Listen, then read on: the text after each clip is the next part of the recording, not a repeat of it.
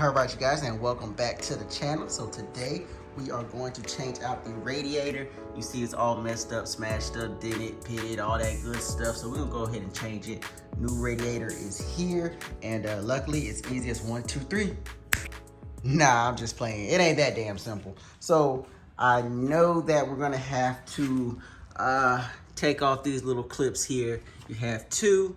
I know there's a plug for the fan that is behind the radiator, and we have two screws here that are holding the radiator in, and I believe that is it. And then on the back of the actual radiator, it's kind of hard to see right here, you have a few screws that hold the fan to the radiator. So it shouldn't be that hard of a project.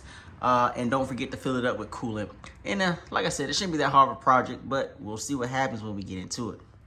So I guess since I don't really have just the perfect tools for this job, I took a little knife, and these clips, be careful not to cut your radiator hoses, but on these clips, I kind of stuck it to the side and just kind of worked it around, and they should pop off. Just be careful not to damage them, because I don't believe you get any replacements for these. You'd have to kind of order them or whatever, get them from your dealer. So they should just pop off. Uh-oh, having trouble. Complications. And there's probably a better, there it goes. There's probably a little bit better of a way to do it, but there it goes. So pull these off, and we'll get to the screws.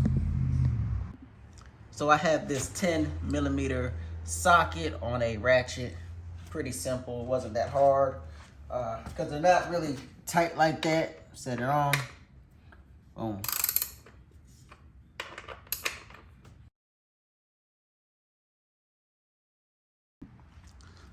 So once you got those screws out, you're probably gonna wanna take these hoses off. And just remember, you don't want to be doing this with the bike being hot. You don't want coolant going all over the place, hot coolant all over the place. If your coolant reservoir is full, mine is empty. It all leaked out, as you can see. And again, I'm no damn mechanic. I'm just a fly-by-night, Ryker guy that has a Ryker that likes to do this kind of thing with his Ryker, because it's too expensive to go to the store to do it. So anywho's, yeah, I'm gonna take those hoses off.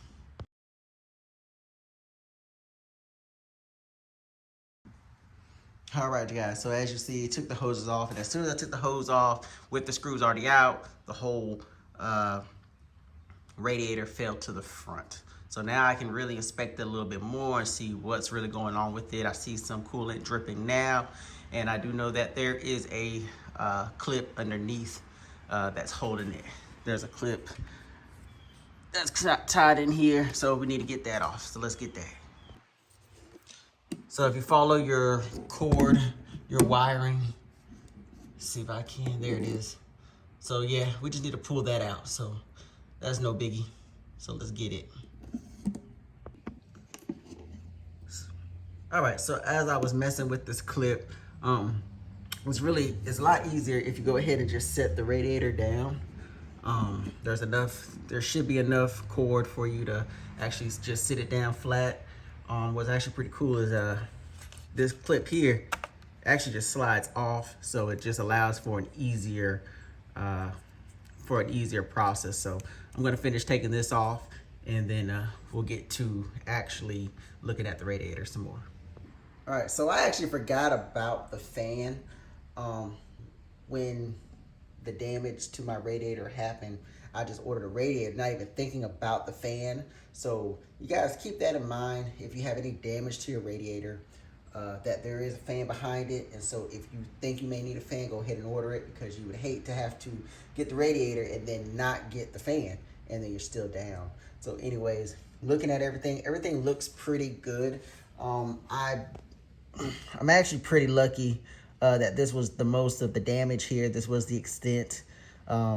My whole new front fender is also gone, so I have to go back with the original OEM front fender till Panther Customs get some more of their fenders back in. But with that being said, this is the damage. This is where everything is leaking from. As you can see, once I tilted it all the rest of the little coolant started coming out. So that is the damage, and yeah, luckily it's an easy repair.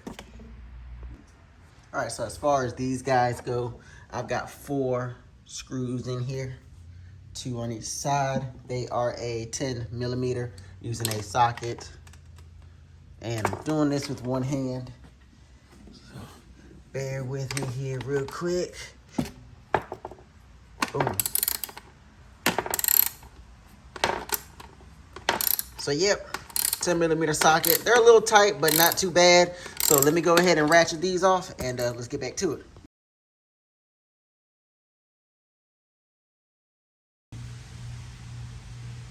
All right, you guys, so pretty simple to take that off. Now the fan is off.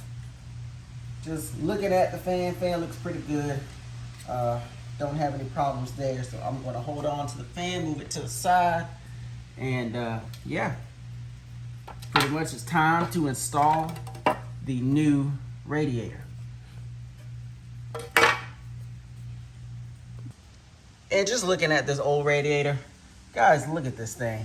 Man, it got toe up, beat up, all that stuff. So if you don't have any type of radiator protector, make sure you get one, or make one. I made the ones that's on mine now, which is actually inside there. But yeah, definitely need to get you one so you don't destroy your radiator. All right, so let's go ahead and unbox the new radiator.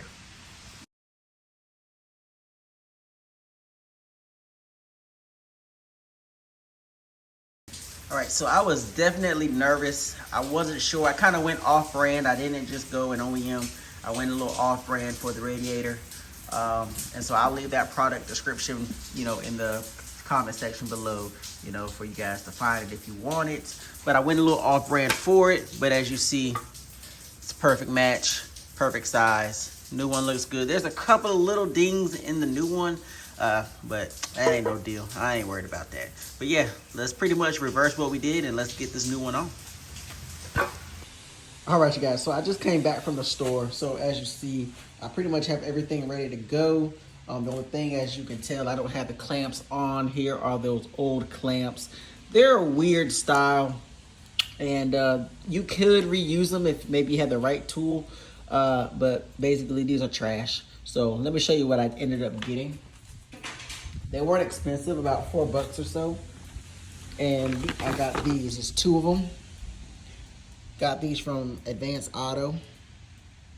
Just 2 clamps that have the flat head screw on it. That way it's very easy to take on and off. Here are your dimensions. So yeah, about $4.99 for that. And then as far as the coolant that I'm gonna use, I went with this Bridgestone antifreeze coolant.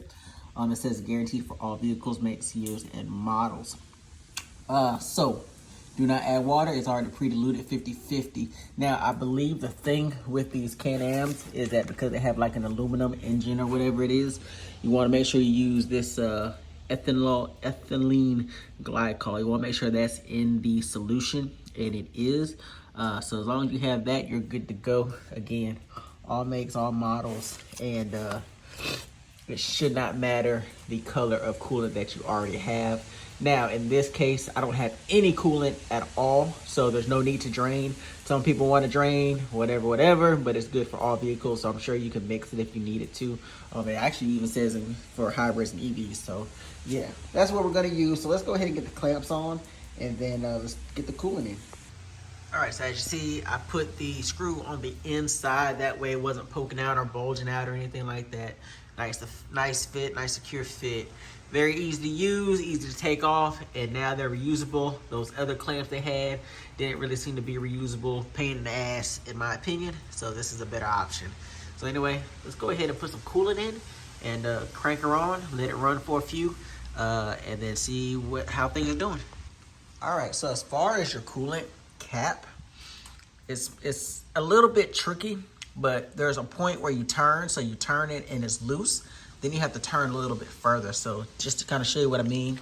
So we turn, and so now it's loose, but it's not coming off. You actually have to turn more. And once you do that, it comes right off. It's very simple. Again, just a little, it's actually, in my opinion, it's actually harder to put the cap back on than it was to actually take it off. So let's see here. We got it all the way on and tight. Again, you twist, not coming off. Twist it a little bit more, comes right off. So simple. We're gonna add a little bit of coolant and see what happens. All right, so there is a fill line on here. Let's see where it's at. I don't quite see it at the moment, but there is a fill line, and you don't want to go above it too much. Not seeing it, but I think it's probably right around this area. You don't want to get up past this little area here, this little lip. So we'll fill it to about there, start it. Then we'll open up the cap, get some of the air to come out and fill it some more. Now that the system's been opened, it may be airbound, so you want to definitely get all that air out. So let's do that.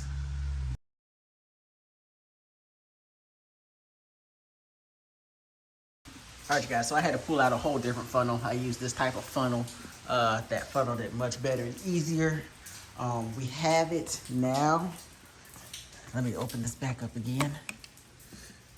We have it to the fill line, and by the way, your max line is right here. So right there, that's the max. So we got it filled to about there. We're gonna close up our top, and we're gonna try to give her a start if we can. She hasn't ran in quite a couple of weeks now. So last time I tried to start, it had a VVS fault due to the coolant, and so let's see if we can get a start.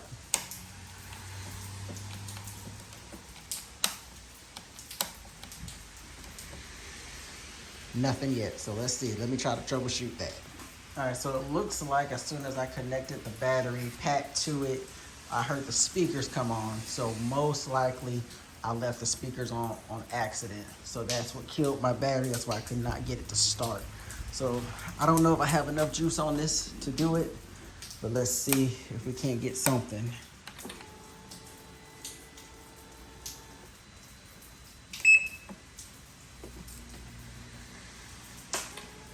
VVS fault. So no, I don't have enough juice at the moment. So let me get this thing charged up, and maybe we'll get some juice.